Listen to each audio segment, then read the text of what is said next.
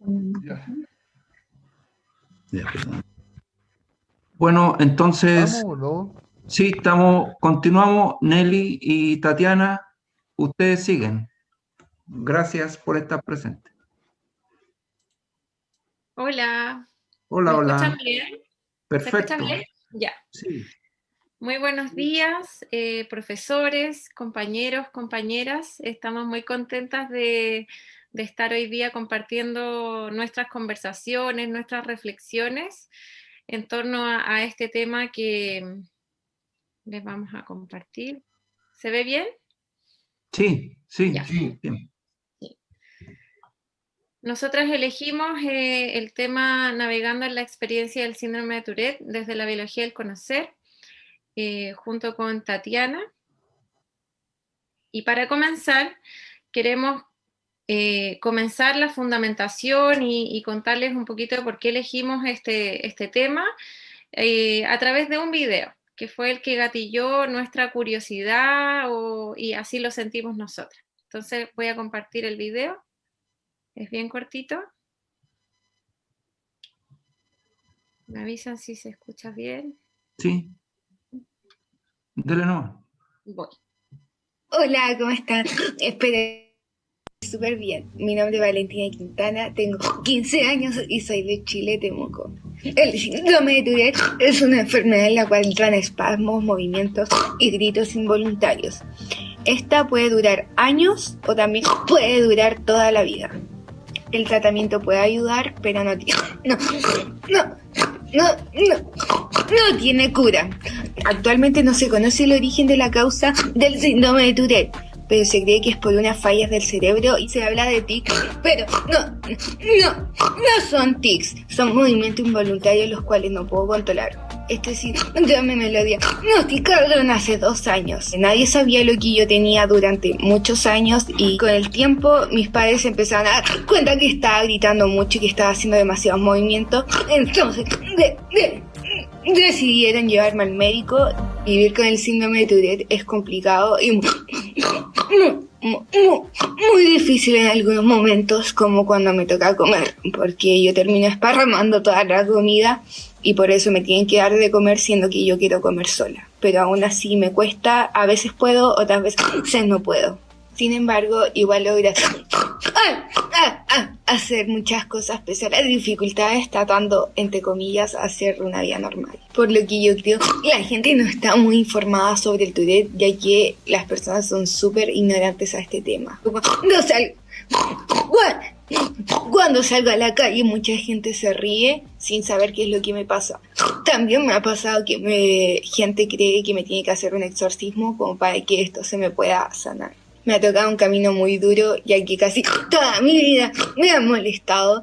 Mucha gente piensa que es mentira que yo tengo Tourette, que finjo hacer los movimientos, pero ¿cómo voy a fingir hacerlos? Yo simplemente tengo esta enfermedad y tengo que vivir con esos comentarios malos del día a día. Que la gente sea mucho más respetuosa y no solamente con el Tourette, sino que con muchas más enfermedades que padecen otras personas. Quiero que también se aclare que los movimientos no me dan 24/7. Muchas personas me preguntan por qué en algunos videos no me dan los movimientos.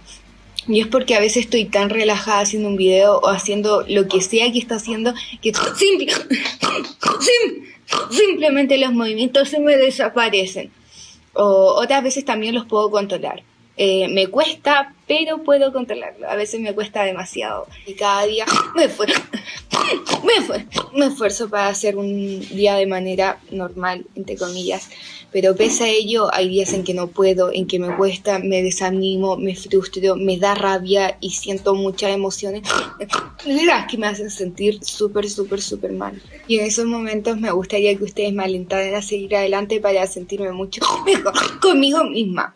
Ojalá me puedan entender, y no solamente a los que tenemos Tourette, sino a todas las personas que puedan tener alguna enfermedad y que pueda significar la burla de otros.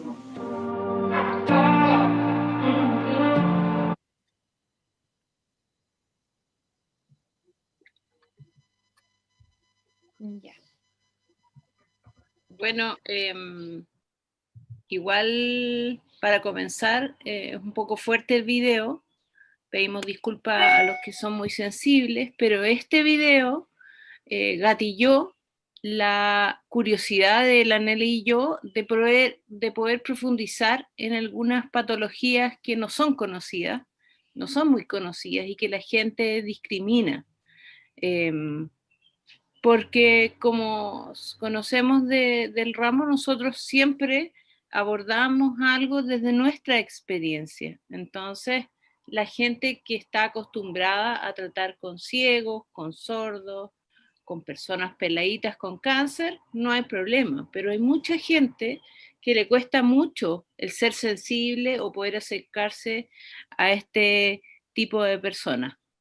Por eso es que pensamos que es muy importante el poder visibilizar las diferencias para que haya una sociedad más inclusiva y más equitativa.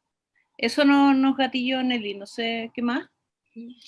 Sí, yo en lo personal, contar que viví la experiencia de mi hermana, que ella tiene un síndrome, que es un síndrome de Turner, y entonces desde ahí también veníamos con la Tati conversando, también por la fundación que tiene Tati, acerca de acompañar personas con cáncer, de cómo también ir aprendiendo y cómo, qué le va ocurriendo a la familia, cómo es la experiencia de la familia cuando hay un integrante que tiene una enfermedad o una condición que es distinta a la que esperamos muchas veces, que tiene que ver con eso, con nuestras expectativas. Entonces eso es un poco lo que nos motivó a poder empezar a contar de este tema. Y como dice Nelly, yo como trabajo con gente con cáncer, afronto muchas veces la imposibilidad de la sociedad de acercarse a un peleito. Y el paciente mismo genera rechazo, genera odio. ¿Por qué no puede hablar conmigo? Y hay que entender que hay mucha gente que simplemente no puede relacionarse con lo que está fuera de lo normal. Y eso lo discutimos harto con la Nelly, lo conversamos de diferentes perspectivas. Y bueno, queríamos más o menos al principio hablar un poco de la biología del Tourette, que es un síndrome. Dale de eso. Desde la biología es un síndrome porque afecta a muchos sistemas del cuerpo. Una enfermedad en general afecta al sistema cardiorrespiratorio, al sistema nervioso, pero un síndrome es una enfermedad, es un contexto donde se ven muchos sistemas afectados.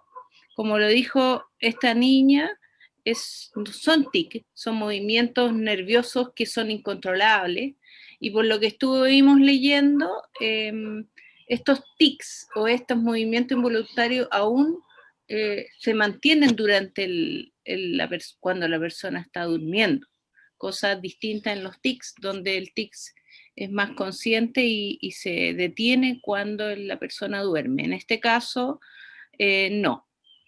Dentro de lo que se sabe de este síndrome, que es bien poco, se sabe que cada persona es afectada de diferente manera, por lo tanto el médico no te puede decir, ya mira, tú vas a tener A, B, C, porque hay que ir viendo cómo se va desarrollando la enfermedad.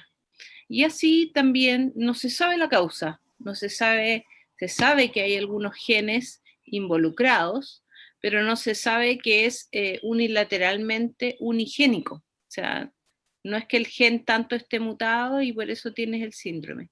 Porque este síndrome, además de afectar varios sistemas corporales, es causado por múltiples causas. Eso es lo que encontramos de la biología, que poco se sabe. Dale, Nelly, please.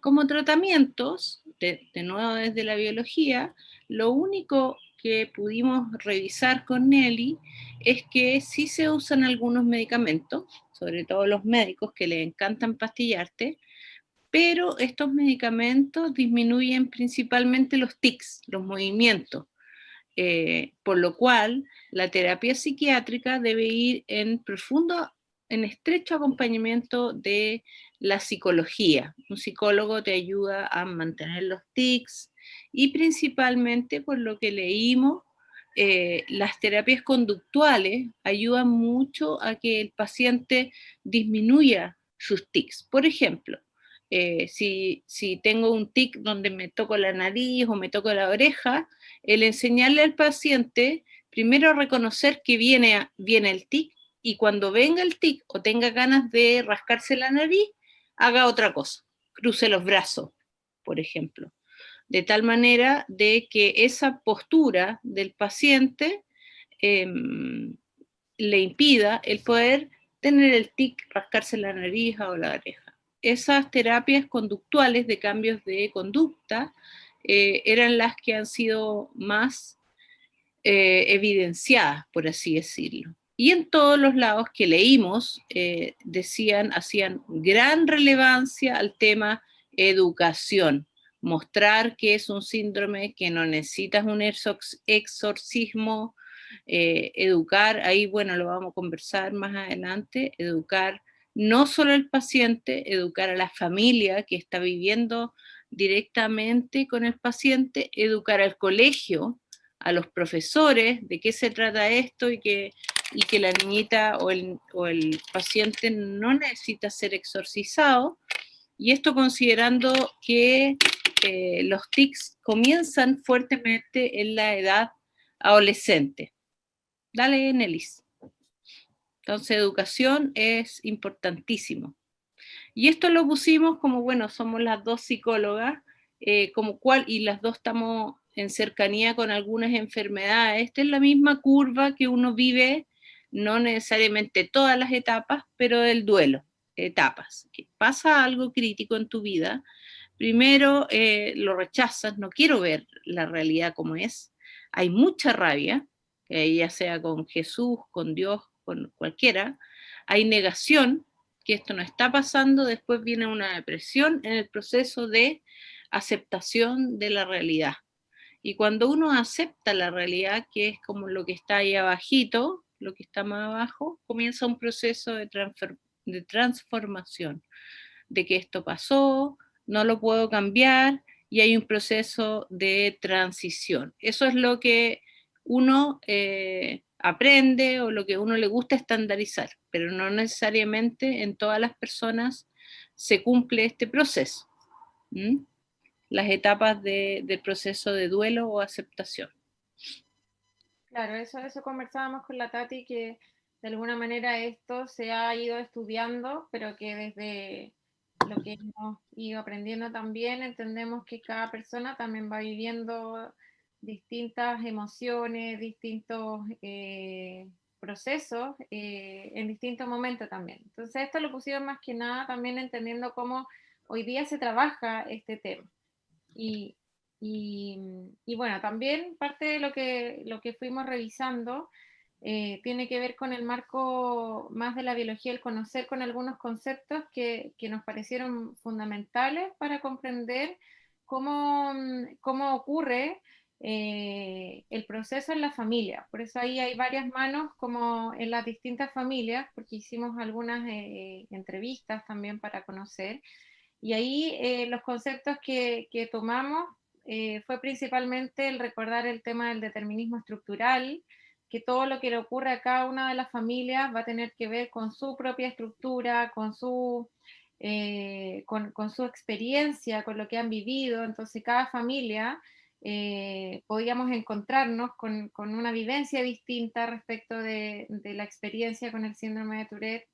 También entender el acoplamiento estructural, de cómo también la familia va transformándose y va avanzando en este acoplamiento después, antes del diagnóstico, luego de que ya tienen el diagnóstico. Entonces ir mirando que cada familia se va acoplando de manera distinta también, tanto en la familia nuclear como también con la familia extendida, con el colegio, que van ocurriendo distintas experiencias.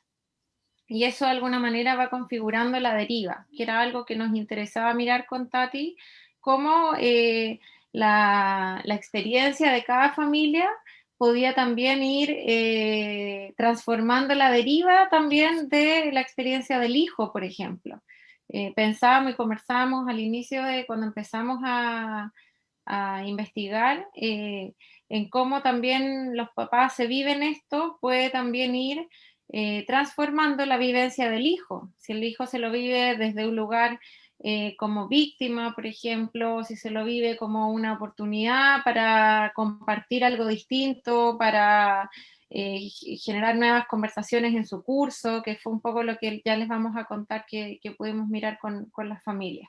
Entonces, también creemos que la deriva va a ir cambiando en la medida como la familia se va viviendo esta experiencia. Y desde ahí también el concepto de plasticidad estructural, comprendiendo que nosotros nos estamos transformando momento a momento y que esta experiencia sin duda va generando nuevos aprendizajes, nuevos cambios conductuales y por ende nuevos cambios estructurales. Y desde ahí surge todo. Entonces, también entender que cómo estas familias se van transformando, cómo su estructura va transformándose en el vivir esta experiencia y todo lo que empieza a ocurrir. También el concepto de multiverso, de comprender que todas las experiencias son válidas también, de comprender que tanto el que lo vive como el que no vive va a tener su propia experiencia y que pueden ser igualmente válidas y podemos ir comprendiendo desde ahí.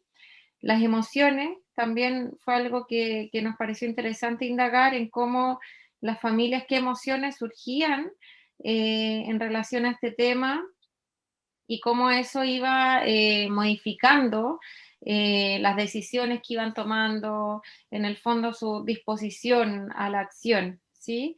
Y por último, también el concepto de filiación, de dinámicas de filiación, que lo revisamos también acá en el diplomado, para entender también cómo podría o no verse amenazado este vínculo que tiene que ver con la aceptación, que fue algo que también nos pareció relevante mirar, entendiendo que nosotros nos movemos en dinámicas de filiación. Entonces, ¿qué ocurre cuando viene este diagnóstico? Y era algo que queríamos también mirar, cómo eso se ponía en juego.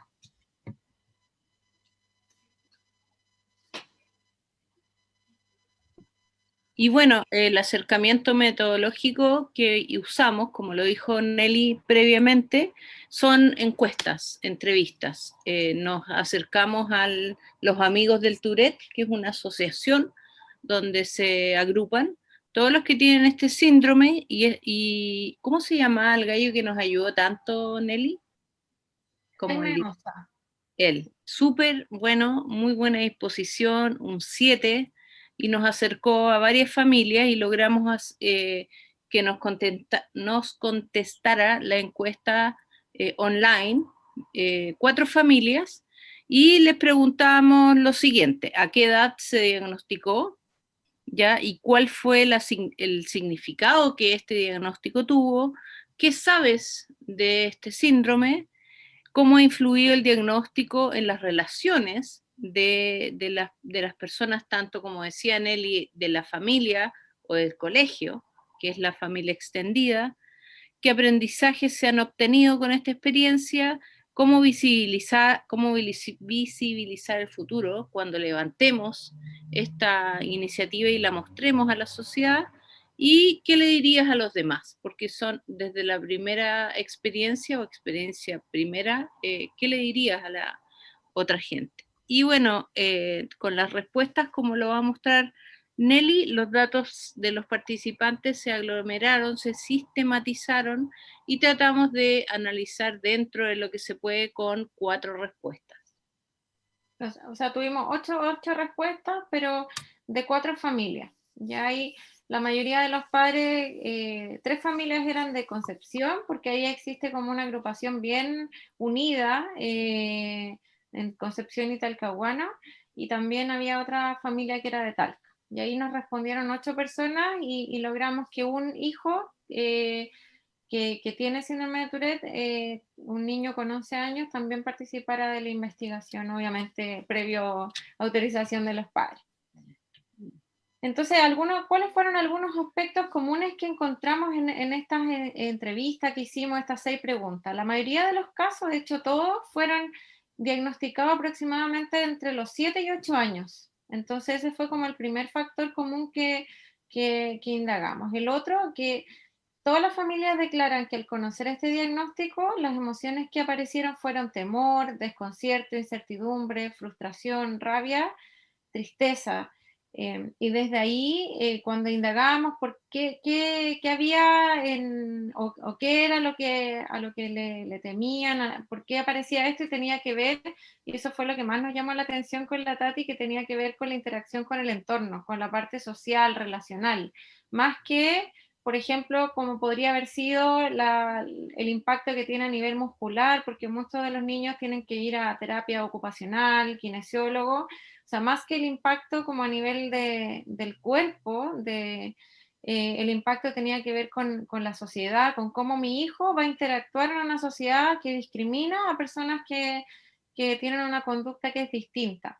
Y también el otro tema era porque habían tenido mucha mala experiencia con los profesionales que les decían, no, su hijo no tiene nada, está mal criado, edúquelo mejor. Entonces, como que les había costado mucho encontrar profesionales que los apoyaran, con quienes pudieran como sentirse que estaban por buen camino y que no solo medicaran, sino que también fueran terapias más integrales. Entonces, bueno, en ese sentido nos decían, el diagnóstico marca un antes y un después, porque cuando no hay diagnóstico, muchas de las conductas se interpretan como algo que el niño hace consciente, que lo está intencionando, entonces, y se tratan de maneras que no logran resolver, como medicamentos, alergias, nos contaba una mamá también. Entonces, el diagnóstico viene como a aliviar por un lado, en el sentido de ahora sé cómo tratarlo, pero también el diagnóstico venía como a generar este proceso que hablábamos un poquito de las etapas de, bueno, ahora cómo yo me voy a relacionar con eso, mi hijo tiene algo que quizás yo no tenía contemplado. Y ahí venía como un poco las emociones que vimos y también cómo la familia extendía. Los abuelos, por ejemplo, les costaba mucho entenderlo y habían varias ahí como dinámicas dolorosas en función de eso. En respecto a la pregunta de qué saben, todas las familias nos respondieron que lo entendían como un trastorno neurológico y que no era tan solo el tema de los movimientos, sino que tenía varios trastornos asociados, como ansiedad, conductuales, algunos trastornos obsesivos compulsivos, y eso se da de distintas maneras en las distintas familias. Ya, como no todos tenían eso, sino que cada familia eran distinto el impacto que se iba generando.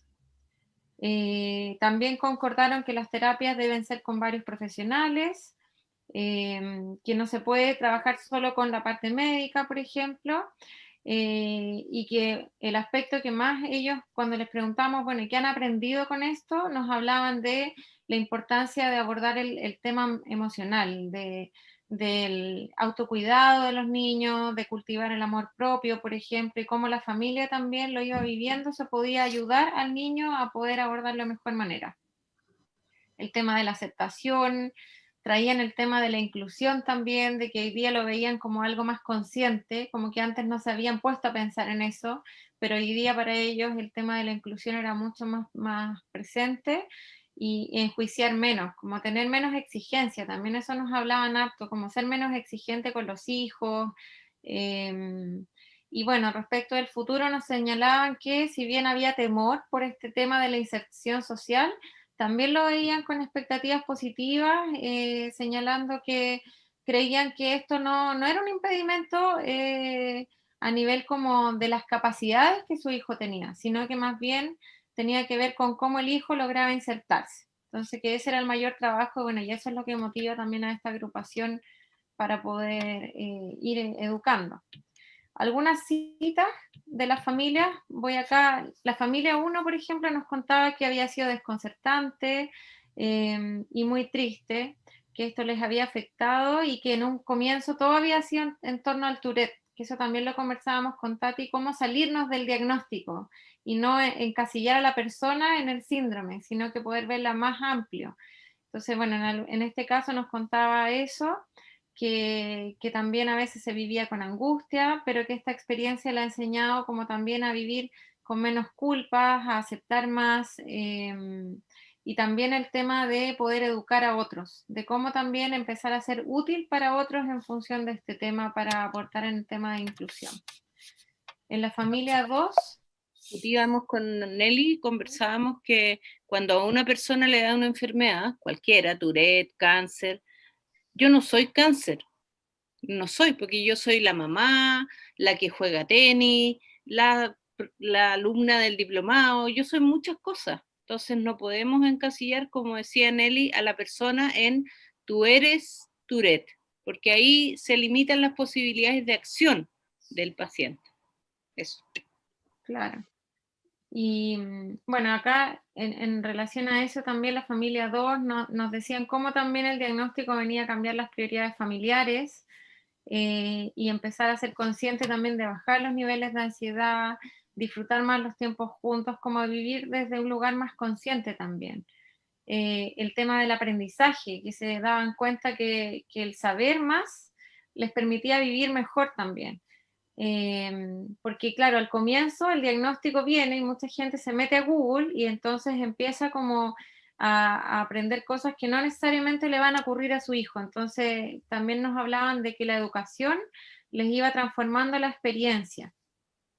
Y lo otro es cómo también empezar a compartir con otras familias que también están viviendo una realidad similar, y poder también desde ahí generar como una nueva comunidad, que yo creo que, bueno, eso lo vimos también en las conclusiones en relación a estas dinámicas de filiación, también cómo vamos buscando como espacios donde nos sentimos aceptados. Entonces, también ahí las familias comentaban que eso había sido muy importante para ellos, encontrarse con otras familias que estaban en una vivencia similar. Acá en la familia 3, la experiencia también de una mamá que nos contaba que se la había vivido con mucha culpa, porque había recibido comentarios de médicos y también de familiares que esto era culpa de ella, que eran problemas de crianza.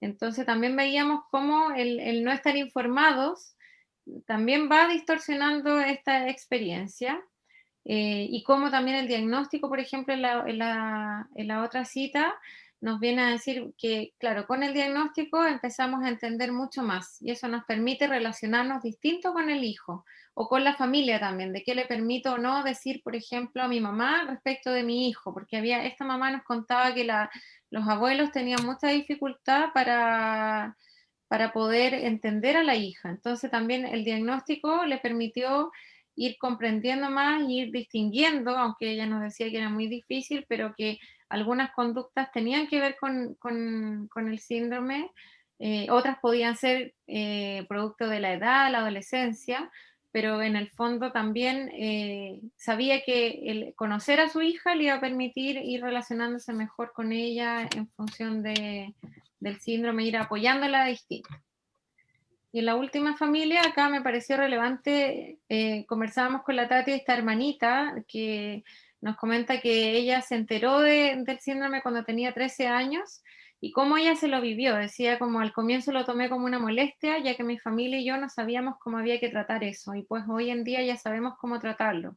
Y de mirar que en el fondo a veces se deja a los hermanos de lado en estos procesos, pero que a todo el sistema le va a ocurrir algo. Entonces también ir mirando que es importante lo que hablábamos de trabajar con todas las familias. A esta familia le había permitido cohesionarse, unirse, aprender que no estaban solos, porque de hecho esta familia es la que genera este vínculo, la que nos apoyó para la encuesta, de empezar a unir a las familias del sur y también salir de lo centralizado que está Santiago en torno a estos temas. Y, por ejemplo, acá la niña diagnosticada con síndrome de Tourette nos comentaba que en el futuro ella se visualiza como una mujer especialista en belleza, que también nos pareció interesante esa cita porque es como salirse del diagnóstico y en el fondo también ver que gracias a que la familia se lo vive desde un lugar también más tranquilo quizá, y hay una hipótesis, pero ella hoy día se visualiza como alguien que no es no es Tourette en el fondo, es mucho más que eso. Tati, está ahí en silencio. Sí. Nada, como conclusiones, entrando ya en la parte final de la presentación, nosotros también discutimos mucho qué tipo de cultura estamos insertos, porque yo le contaba que cuando tuve cáncer en Europa, el abordaje sistémico, el abordaje de la sociedad hacia una peladita es muy distinto al abordaje que hay acá. Acá en Chile como que poco menos que creen que eres contagiosa por el desconocimiento, el no saber cómo relacionarse con una persona que no es normal o que no entra dentro de la curva de la normalidad, es un tema muy relevante. Hay mucha desinformación, no solo con el Tourette, sino con todo. Por ejemplo, lo hablamos con mis pacientes siempre de mamas, que se quejan de que yo no soy heroína, yo no soy batalladora, yo no soy esa imagen que tiene la sociedad del paciente con cáncer como superhéroe. No es verdad, porque entonces el que nos dejó en el camino habría perdido la batalla. Y eso no es así, porque como decían las compañeras antes, siempre hay un legado, siempre hay una memoria que queda de la persona a la cual el cuerpo ya no existe. Discriminación no nos gustaba, con la Nelly conversábamos que el tema de discriminar es muy negativo para cualquier tipo de enfermedad y emocionalmente surgen emociones negativas cuando te sientes discriminado, cuando los amigos se te van alejando por cualquier motivo, eso genera rabia. Y también, como mencionaba Nelly, en la parte relacional, la familia, los abuelos, los tíos, es súper importante para la generación del abordaje, de la aproximación que yo como paciente voy a tener frente a cualquier enfermedad.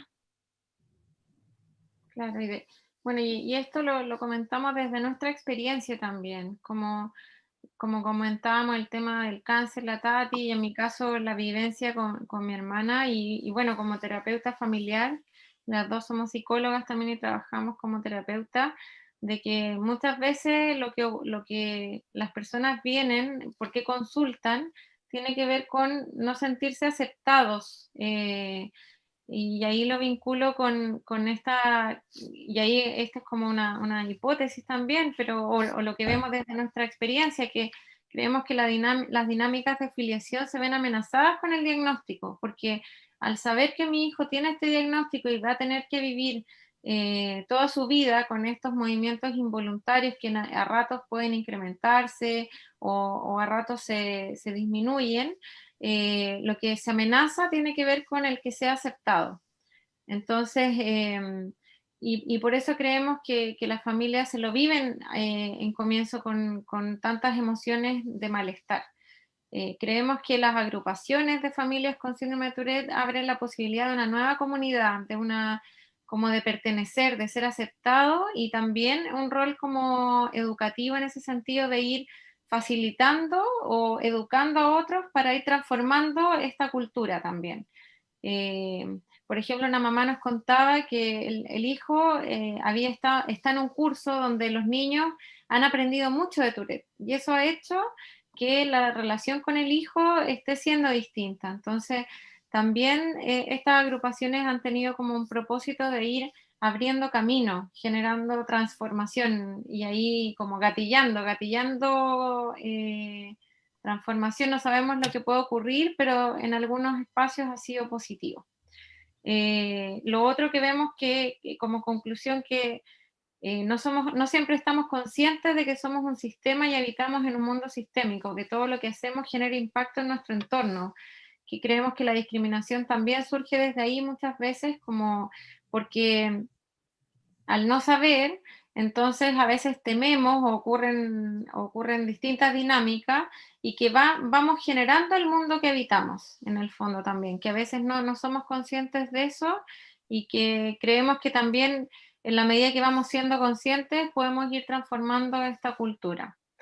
Creemos que también el determinismo estructural nos abre o cierra posibilidades para interactuar desde la inclusión, porque creemos que en el fondo el cómo nosotros nos vivimos, nuestro vivir, puede ir abriendo o cerrando posibilidades en cómo yo acepto a otro, por ejemplo, que es distinto. O sea, por ejemplo, en algunos casos estas familias que han tenido la experiencia de interactuar con más familias, eso me va modificando mi vivir o la deriva, en el fondo también.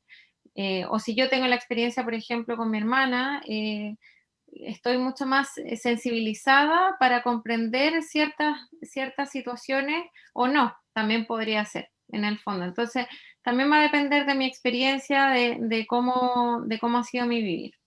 Y por último, que la deriva del hijo diagnosticado también creemos que irá transformándose junto con la deriva de su nicho.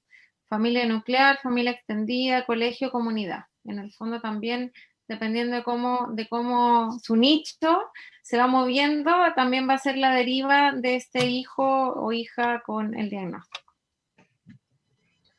Quisimos también darle una vuelta como al tema del acompañamiento terapéutico y el rol que tenemos como terapeutas y también como los profesionales de la salud o todos en el fondo los que somos parte del nicho, pero acá quisimos meternos en el tema terapéutico y en lo personal desde donde nosotras también trabajamos, como entender que somos un sistema y estamos en constante transformación con nuestro medio.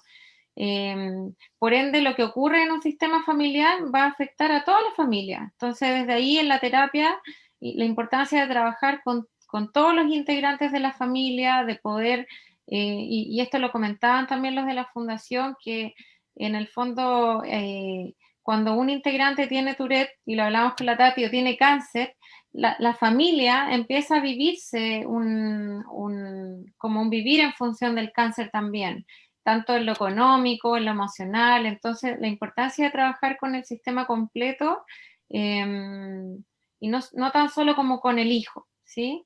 Lo otro es comprender que también somos producto de nuestra cultura y desde ahí se generan estas dinámicas relacionales, que somos parte de una red más amplia y que el fenómeno de la discriminación no ocurre porque una persona sea mala o discriminadora, sino que tiene que ver con una dinámica, con las redes de conversaciones que se han ido generando en nuestra historia, que hoy día nos llevan y ahí venía como esta hipótesis con la Tati de que hemos aceptado mucho más lo normal, o sea, como la tendencia que más se repite, y hemos excluido los extremos. Entonces estamos, no sé, todos pensamos que somos fértiles, creemos que el hijo tiene que salir como la mayoría, y eso también yo creo que tiene que ver como con una expectativa de algo que creemos que no siempre es lo que ocurre, pero es como, conversamos que es como lo que se espera. Entonces comprender que cuando alguien discrimina es porque es parte de una dinámica y que nosotros también somos parte de esa dinámica. Entonces, también desde ahí, de qué rol vamos a tomar con esa persona, por ejemplo, que me discrimina. También el cómo yo me enfrento a esa persona también va a ir transformando el vivir de esa persona y el mío. Comprensión del determinismo estructural y el multiverso para comprender la discriminación, asumiendo que cada ser humano comprende de acuerdo a su estructura y experiencia, que todas las personas van a transitar por distintas emociones y que son legítimas. Y ahí conversábamos de que muchas veces el diagnóstico puede ser que un integrante lo acepta lo acepta en un momento y puede ser que, no sé, la mamá lo acepte y el papá lo rechace. Entonces ir entendiendo que cada ser humano va a vivir distintos como momentos a distinto tiempo y que estas emociones también van a ir cambiando en el proceso, que no van a ser constantes, no es que yo ya acepté y ya me lo vivo bien, sino que puede ser que en la medida que va ocurriendo el vivir, también va a ir cambiando ese emocional. Y por último, el tema de la plasticidad estructural, comprender que estamos en constante transformación y aprendizaje, y acompañar a las familias en esto, en ir entendiendo que nos vamos a ir transformando, que vamos a ir aprendiendo, que vamos a equivocarnos también, pero que eso va a ir generando nuevos aprendizajes para poder ir acompañándose como familia en esta experiencia, entre ellos y también con todo su nicho extendido, como todo su entorno.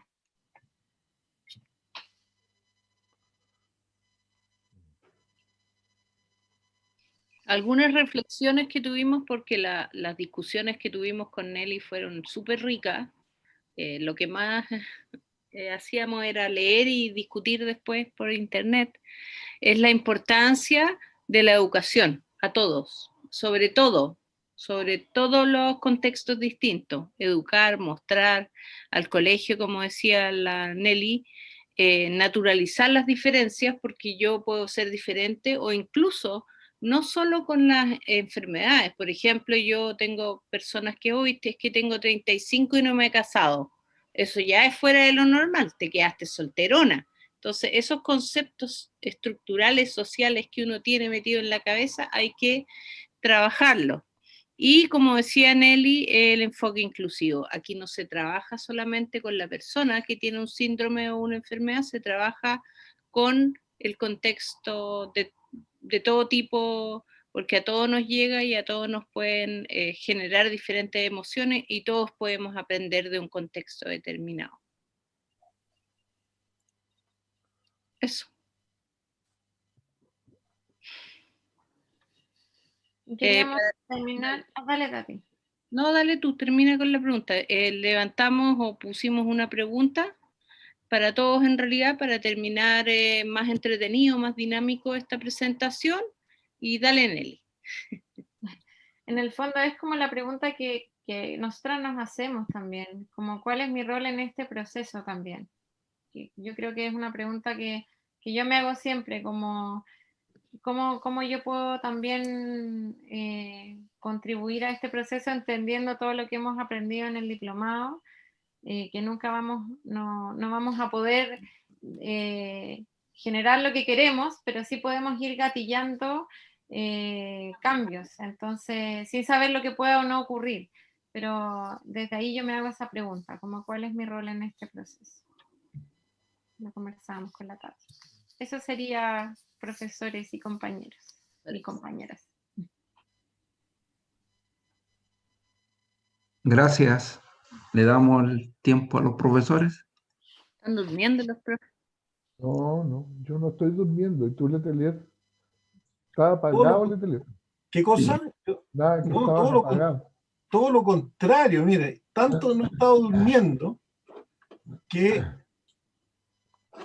les mando aquí primero, el tema a mí me interesa mucho, les mando ahí primero, vean, ustedes saben que hay una historia famosa de un cirujano que tenía el síndrome de Tourette, ¿ya? Y que les mando ahí una entrevista a un cirujano canadiense, que justamente cuando estaba y esto es muy interesante, que cuando estaba en la sala de cirugía, en el quirófano, no tenía ningún evento. Y cuando terminaba, le venía como una lluvia del evento y después se relajaba a la frecuencia normal que tenía, indicando, o sea, primero, sin lugar a dudas, para mi punto de vista como neurofisiólogo, este síndrome de Tourette aparece como algo tan orgánico, un problema de neurobiología del desarrollo, o sea, que quedó mal cableado y que puede ser hasta lo que los tipos llaman una canalopatía, o sea, una enfermedad de los canales iónicos. ¿Ya? O sea, que me parece increíble dos cosas, que todavía había gente en el campo chileno que opinan que haya que hacerle exorcismo, o médicos que afirman que esta cuestión necesita el tratamiento psiquiátrico analítico, ¿me explico? Porque sin lugar a duda es un problema orgánico que es muy mecánico y que, como se sabe, y que justamente y lo que falla seguramente es el mecanismo, por eso me tiene que dar más clases Esteban Rojas para el próximo postítulo, el mecanismo de la acción, o sea, el mecanismo que decide qué acción voy a hacer, entonces que ese mecanismo está fallando, y ahí eso es el corazón de la falla, ¿ya? El mecanismo que transfiere la voluntad estratégica del movimiento a cómo lo genero, ¿ya? Ahora, sin lugar a duda que porque me viene eso, me voy a deprimir, pero a consecuencia de eso es porque me meto en una red de relaciones sociales que me tratan o como que me tienen que hacer el exorcismo, o que me tratan como el pobrecito, que ya, perdone, que cagó en la vida, lo que tiene, ya no va a poder tener esposo, ¿me explico? ¿Ya? Y me meto en ese flujo relacional, y ese flujo relacional me cambia, y eso podría tener el efecto que retroalimenta negativamente, por así decirlo, malamente, el mecanismo fisiológico estricto que me hace generar Tourette. Yo creo que el tema es fascinante, ¿eh? Ahora, tanto así que pensando acá, así, yo creo, Jompoma, que llegó el momento que con estas dos alumnas tan emprendedoras deberíamos hacer en español el paper, güey, Síndrome de Tourette y Biología del Conocer, güey, y donde decir la teoría completa del... Y eso lo vamos a hacer en meses, no en años. La visión, porque eso es, o sea, porque está el hecho primario, que es un hecho fisiológico, y sería interesante ver qué es lo que hacen los neurólogos chilenos, porque los neurólogos chilenos al pobre cabro chico, lo deben bañar en inhibidores del sistema nervioso. Eso es lo que, lo que toman. ¿Cómo se llama? Ácido valproico, ¿qué es lo que vale la gran? Ácido valproico en sus varias versiones. Son todos inhibidores. Un inhibidor del sistema nervioso para decir, porque si tenía un grupo de neuronas que se activa espontáneamente, inhibamos todo para que se activen poco, ¿no es cierto? Esa es la teoría de orden cero, con las consecuencias que eso tiene. Entonces está el hecho fisiológico y después que alrededor de eso tú te metes en flujos relacionales en que te tratan como pobrecito, como paciente, te convierte en un mantenido, porque no puedes hacer nada, y en una sociedad también además chilena te convierte en un paria también, porque Chile, como yo le expliqué, es el más grande país de la galaxia, pero puta que tenemos problemas. Y uno de los problemas que tenemos es que juzgamos mucho. ¿Ya? Igual sería interesante, profe, porque nos contaban este hombre que hace su fundación de Amigos del Tourette, que es el 1% de la población, que no es menor. Entonces no es una enfermedad poco frecuente. Sería claro, bueno. Porque, por ejemplo, yo he visto otros casos con Tourette y la señorita que mostró el video es un caso sí, leve de Tourette, ¿no? Eso yo creo que también hay que tenerlo presente, que hay variaciones por cómo es el mecanismo que falla, o sea, adentro, qué engranaje falló, digamos. ¿Ya? Me impresioné al punto de las lágrimas con ese video. Entonces, pero como les digo, y ella misma dice que no siempre tiene estos movimientos automáticos, no siempre los tiene, que están modulados por la emoción, justamente, porque si la emoción define qué acciones puedo tomar. Entonces, en cierta manera, el Tourette es una falla del mecanismo de selección, entonces que yo lo puedo modular emocionalmente. Esa es la gracia. Y si lo ponemos así, por eso, Jompoma, ¿sabes lo que tenemos que ofrecerle a la señorita? Escribamos rápidamente un paper que se llame, yo creo que lo podemos hacer en meses, literalmente, Síndrome de Tourette y Biología del Conocer. ¿No? Y ahí hacemos la teoría completa de selección de estado de avance. ¿Ya? Y tal vez podemos reclutar para que sea un poco a un neurólogo, para que hable de su... Es rara o sea, pero yo creo que ustedes no estaban hablando solo del Tourette. El Tourette es una de las, digamos, podríamos haber hablado de otras cosas o de todas, o otros síndromes conductuales como este, o otras situaciones de patológica o de enfermedad que conllevan discriminación, alejamiento social, extrañeza. Sí, pero es que el Tourette No es tan solamente especial. el Tourette. El Tourette es tan especial. A mí me da la impresión de que me sorprende que no haya una cuestión más dura, porque da la impresión de que fuera una especie como de epilepsia de los ganglios basales. Eso es lo que a mí me sugiere. Es como una epilepsia de los ganglios basales, además, o límbica, porque el señor dice malas palabras, curiosamente. No dice cualquier cosa, sino que dice malas palabras. Y es como estándar. Esa Sí, es la pero otra cosa. pero es como el 30%. ¿Eh? Los otros son como esta señorita. No, si hay una cantidad Claro. o sea, un síndrome que tiene así de este tamaño de manifestaciones, desde súper leve hasta más severa. Pero yo me preguntaba, ustedes dicen ahí qué hago yo respecto a este proceso, pero ¿qué es lo que deberíamos hacer? ¿Por qué esa invitación a hacer qué? ¿Qué es lo que hay que hacer? ¿Qué es lo que porque ustedes se motivan por qué? ¿Por hacer qué respecto de esto? A mí en lo personal me ocurre como desde mi espacio de terapia familiar también, de cómo yo puedo acompañar a las familias en esta reflexión o en esta conversación también. Eso por un lado. Y lo otro tiene que ver como con la inclusión también, que un poco lo que veíamos, que existe tanta desinformación respecto del tema. Entonces, como también el traer este tema, por ejemplo, hoy día el diplomado, abre un espacio de aprendizaje para todos, donde desde ahí podemos como abrir nuevas dinámicas relacionales, creo yo. No sé si son mejores o no, pero al menos son nuevas conversaciones respecto de esto. Pero respecto de hacer que la gente sufra menos, que se sienta mejor, que se le quite la cuestión, O ¿respecto sea de que qué? un poco basado en la hipótesis que hablaba el profe Letelier, de que en la medida que existe más aceptación, que yo me siento mejor, me siento en mayor bienestar, también puede ocurrir de que los tics o los movimientos involuntarios se den menos, por ejemplo, en el caso de este síndrome, y que la experiencia de quien lo vive y de la familia, finalmente quizá el foco esté puesto en la parte más fisiológica, más que en la preocupación por si mi hijo es aceptado o no.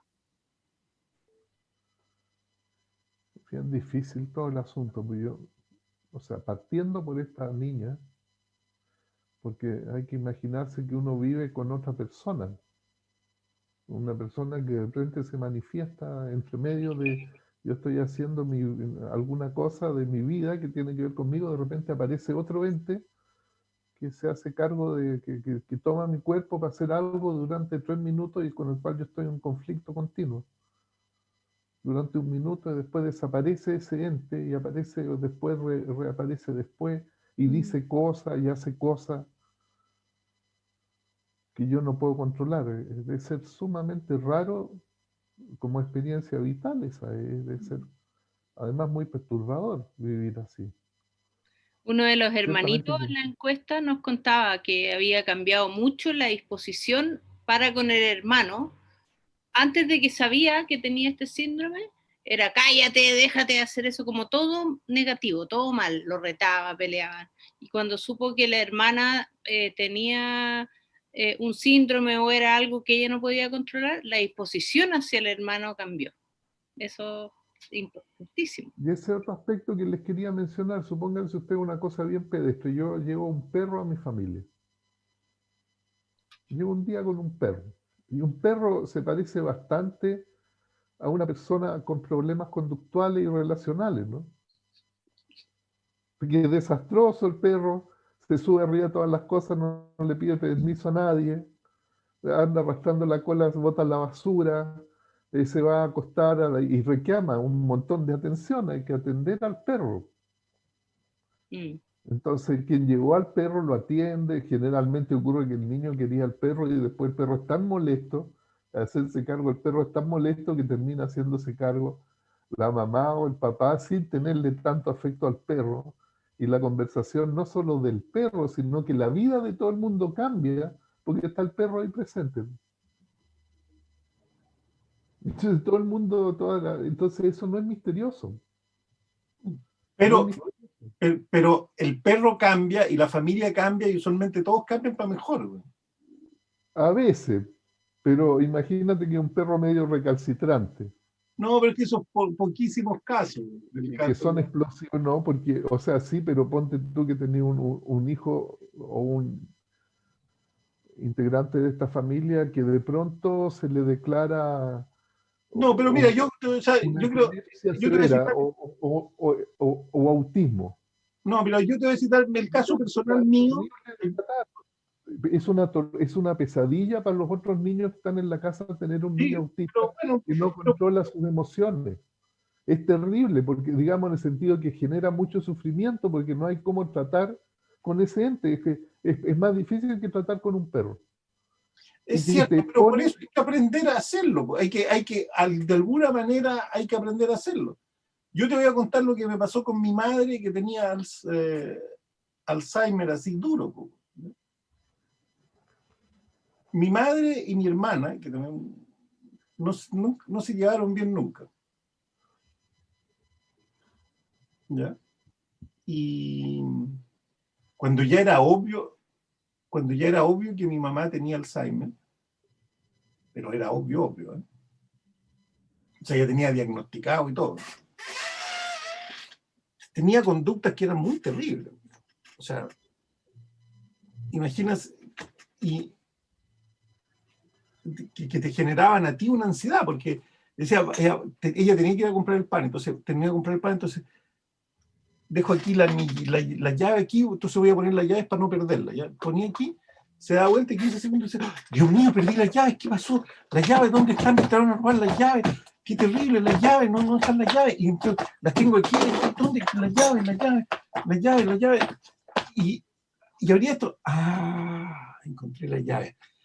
Qué bien, encontré las llaves, qué bien. Las guardaba, y 15 segundos más tarde volvía al ciclo entero de acciones. Y mi hermana no podía aguantar eso. Le decía a mi mamá, le decía, mi hermana era, ya en ese momento era profesional, mi hermana tenía 40 años en ese momento. Así que toda la historia anterior de la relación, pero vieja tonta, ¿no te diste cuenta dónde pusiste las llaves? ¿Me explico? Y mi hermana sabía que tenía, ¿me explico? Y mi hermana tenía grado universitario, ¿me explico? Entonces la dinámica era bien terrible, porque indicando que el problema, ahí habían dos problemas, que mi mamá tenía Alzheimer y la dinámica social en que estábamos metidos todos, ¿no? Entonces, yo creo que en este caso de Tourette, se parece y diferente del caso del perro. Y yo creo que habría que apostar para ser positivo en el mundo, que se parece al caso, se podría parecer más o menos a los casos de los perros que sí se pueden arreglar. ¿Me explico? En cierta manera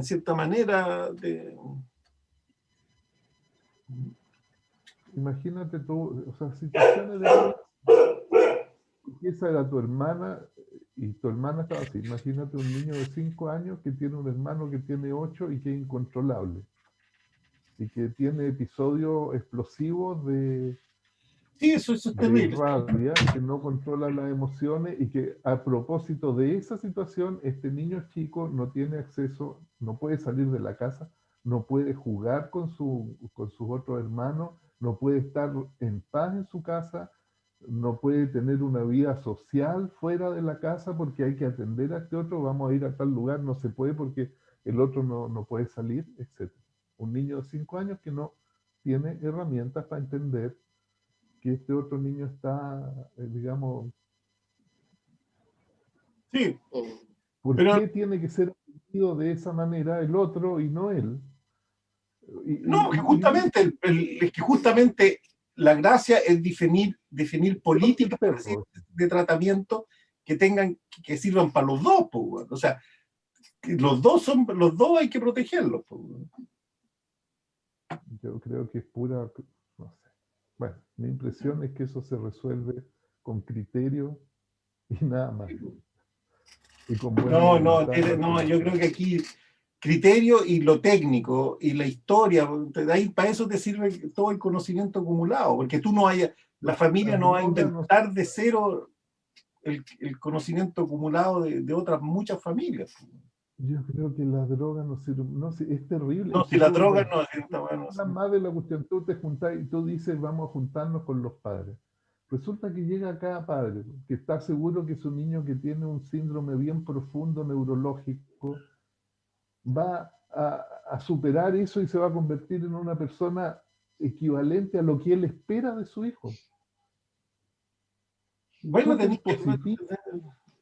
sea, tú decís, las reuniones de padres son terribles porque los padres tienen una expectativa y fuerzan a los hijos, a estos niños que están a su cuidado o personas que están a su cuidado, a pretender cosas que evidentemente que no pueden ocurrir. Entonces imponen un estrés ellos mismos y más al otro. Entonces le vamos a enseñar la letra A. Hoy día aprendió la letra A, después de 3 años. Mañana aprenderá la B. Bueno, pero eso pasa en muchos ámbitos también, no solamente... Superar esto. ¿Cómo va, comprende? No sé, bueno, ustedes saben, Pero yo ahí discrepo de todas esas cuestiones, yo yo no estoy le de veo acuerdo. nada bueno. Sí. Yo estoy de acuerdo con usted, profe, en lo que usted comenta, y creo que por eso, desde ahí la biología del conocer, creo que tiene mucho que aportar desde ahí, porque, por ejemplo, en esta expectativa tan positiva con el hijo, el poder trabajar acompañando, por ejemplo, a esta fundación podría ser un bonito camino en cómo ellos se hacen cargo de sus expectativas y en el fondo también, porque eso o sea, nos pasa a todos los padres en el fondo, como de poder ir trabajando, soltar esa expectativa también o mirarla al menos, y Esa desde ahí, expectativa positiva es súper discriminadora, es la razón, el corazón de la discriminación. Claro. Lo más lejos, en el otro polo de la aceptación. sí, estoy de acuerdo con usted, profe. Entonces empieza este círculo del el fonoaudiólogo, el fofofufatólogo, el kinesiólogo, el psiquiatra A, el psiquiatra B, el psiquiatra Z, el tratamiento el psicólogo allá, un círculo, así, que se da vuelta y vuelta, y las I think it personas put a quedan huge stress saben, test on our democracy. That we es terrible, o sea, muy difícil para la gente. Yo Pero por también, eso pienso dígame.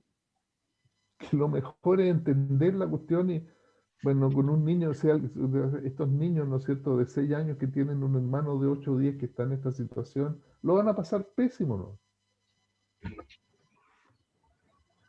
Lo van a pasar súper mal, hasta que puedan entender lo que pasa. O un hermano con trastorno del espectro autista que destruye toda la casa cuando le da una rabia. Por ejemplo, ¿Cómo va a entender eso? Muy difícil. ¿cómo va a entender eso? Claro. ¿Cómo va a entender que cada momento de la existencia con esta persona es un conflicto? De su hermano, ¿no?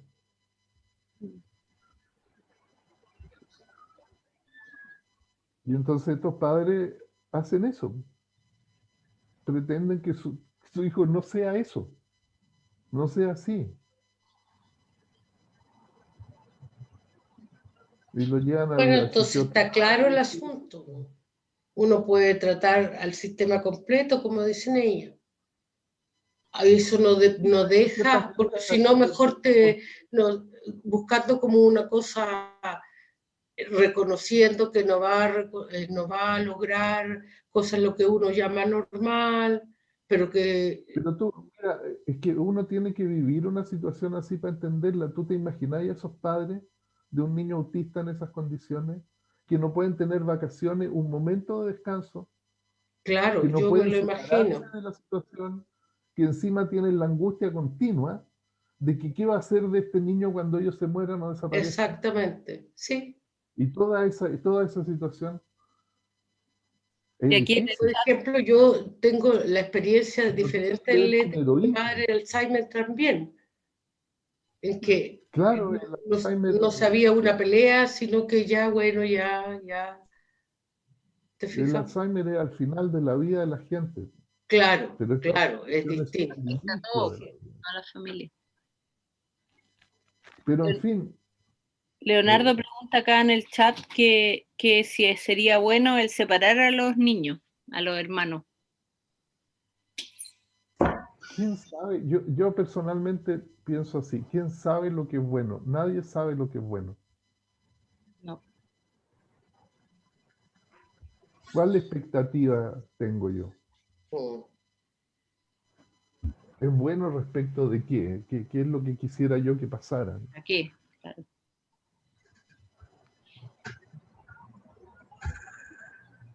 Bueno, Creo que no antes se separaban.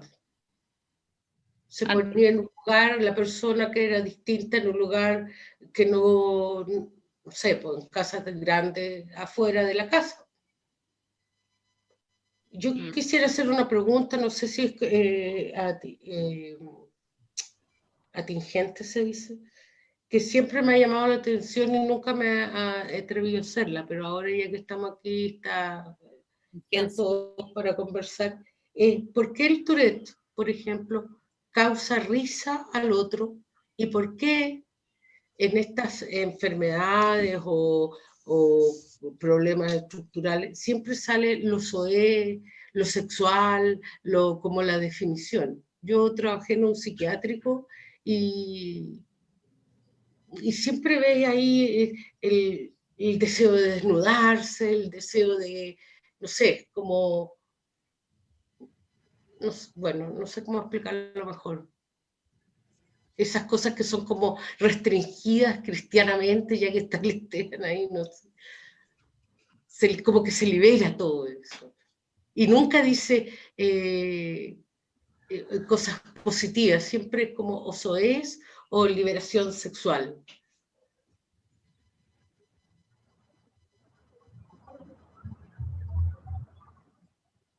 Yo creo que No se esto ve. ya es hipótesis, absoluta hipótesis, no hay nada, pero yo creo que es parte de la cultura igual, porque una cosa que me llamó la atención cuando nos fuimos a vivir a Alemania y lo conversábamos con Nelly, es que nos decían, oye, ustedes los chilenos tienen un trauma sexual, porque todas las tallas, todos los comentarios, las risas eran sexuales. Y ahí yo me di cuenta que en realidad tenemos una cultura muy sexual, tirado al poto, a la pechuga, que es parte de nuestra cultura. Y si uno se va a otro contexto cultural, se da cuenta que hoy el desnudo es natural y que vamos a los saunas juntos y a ellos no les llama en nada la atención. Entonces, no digo que eso es, porque estos son multicausal, pero puede ser también que la cultura forme parte de ese comportamiento. O de ese tipo de expresiones, tal vez, porque a lo mejor yo conocí en Tourette también fuera y a mi hijo, cuando era amigo de mi hijo, y cuando le salía el garabato, por ejemplo. El insulto, esta cosa grosera. Sería interesante ver si en otras culturas los Tourette hablan de la misma manera. Pero no es que los chilenos, a propósito, los chilenos no son los más infatuados con ese tipo de cuestiones de la genitalidad del humor. ¿Para qué decir los gringos sí que son así, pues. Especialmente con, digamos, con el as y todo lo que tiene que ver con el as. Los gringos no pueden decir 3 palabras si no están.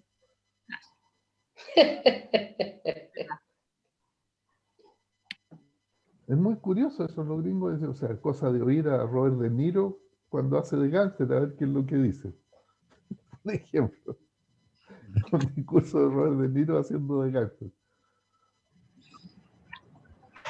Una pregunta en la parte del desorden del movimiento muscular, ¿es de la parte superior del cuerpo solamente? ¿O se puede dar en todo el cuerpo? Se puede, el Tourette clásico puede tener en los espasmos. Los espasmos. Ah, ya. Sí. Y sí. Solo el 30% tiene esta manifestación verbal de esta. Es curioso que la gran mayoría no. ¿Cómo no se va a detectar esa cuestión en un EEG?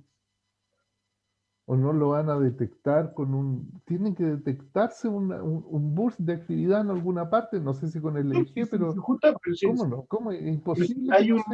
Hay en la actualidad compadres que creen que lo van a poder curar metiéndote un electrodo y estimulándote los ganglios basales cuando comienza el ataque, digamos. ¿Viste que claro? Eso está metido en la idea futura. Absolutamente que es como una epilepsia en los ganglios basales. Sí, eso existe como... Pero justamente yo creo que lo que habría que hacer acá es escribir una cuestión general para ayudar a pensar. Si yo creo que para ayudar a sacar este problema, primero sacarlo del componente psiquiátrico. No, ¿para qué poner a todos? Sino que ciertas manifestaciones del espectro de Tourette, ¿no? Que no es autismo, que eso ya es otra cosa. Como una completamente claro. Eso no es otra cosa distinta. Pero eso sería bueno para ponerlo en un esquema de generación de movimiento y cómo lo que yo como ese evento genera que uno se mete en un flujo relacional terrible donde eres un paria, po. Y al hecho que eres un paria, eso retroalimenta cosas que te afectan las emociones, y al afectarte las emociones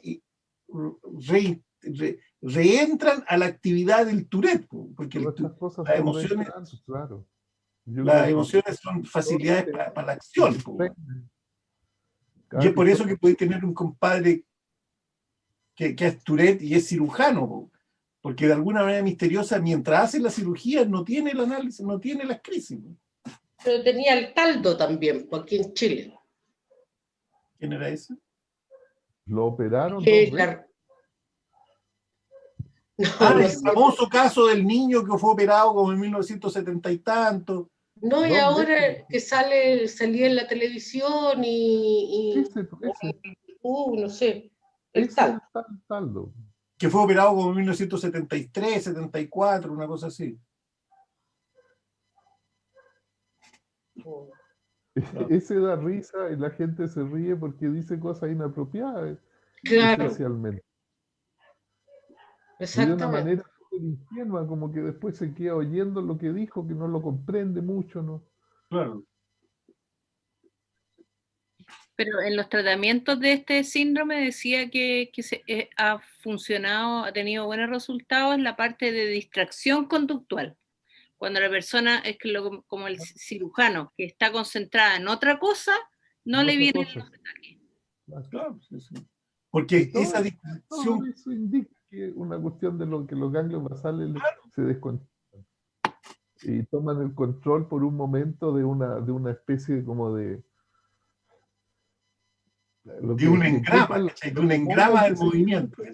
Claro, de un pedacito, de una suerte de cosa que no tiene mucho sentido, pero que se escapa. Y después se apacigua. Digamos, la corteza le dirá, oye, ya corta el hueveo y lo apacigua. Esos rebotes inhibitorios lo apaciguan y otra vez después la cuestión capaz que dependa de una cosa tan sutil como uno de estos canales de sodio, de esos de potasio, el KB, ¿cómo se dice? Los canales sensibles a cagar y que sea una canalopatía, que es lo que llaman una enfermedad de los canales. Claro. ¿Cómo son las epilepsias, by the way? Claro. Las epilepsias son canalopatía en un 80%.